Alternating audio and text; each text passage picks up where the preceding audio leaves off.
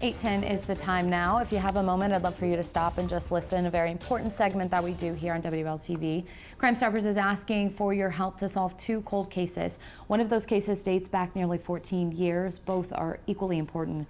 Here now with the details is Darlene Costanza, the president and CEO of Crimestoppers. Gino, good morning. Good morning. Thank you so much. No, thank you for being in here. Always appreciate when you can shed some light on what you all are working on and need help with. Definitely, and for the families, this means everything. So, I mean, understand that, when time passes, it's desperation for the families when they don't hear anything.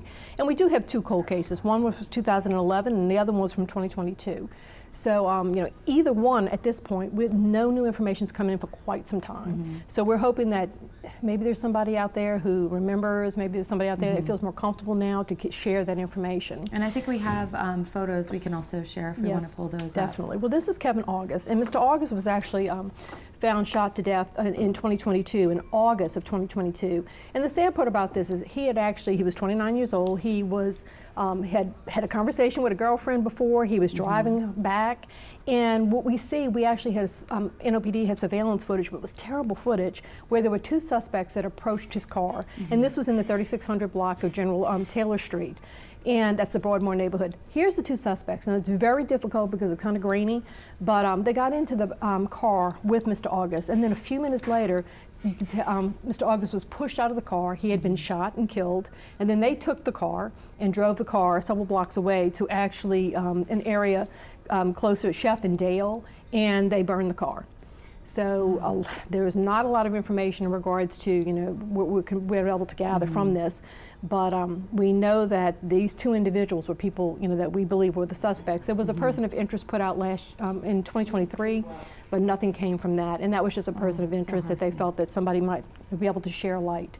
So in Mr. August's case, I mean, as always, there's a $2,500 reward, and give us that call. I mean, anything can help in this. Yeah, maybe you just know somebody who has like a jacket that looks like that, or it could be the smallest thing that you think is not important that really could make a difference. Absolutely. So there's two people out there who most likely are guilty for this murder. And then we have a second individual, and this was a young man, Courtney Faulkner Jr., and this was from 2011.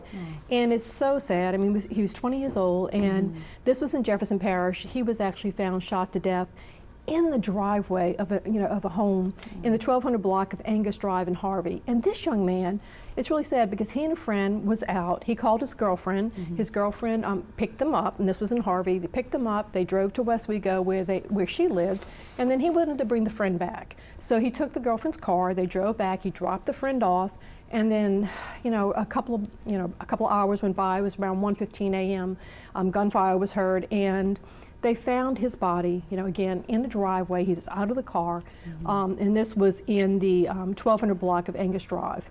He actually lived on West Park Green in Harvey, but shot multiple times. They had all types of casings, 9mm casings. They had some live rounds, and no information has come in on who could have done this. So we know he dropped his friend off, and then he drove away, and this was about a mile or two from where he dropped his friend off. So we need someone to put those pieces together. So please put the pieces together. Again, 2011, so you can imagine the family in this. And of course, Crimestoppers covered it back then, but there's a $2,500 reward, which is actually higher than it was in 2011. It was $1,000.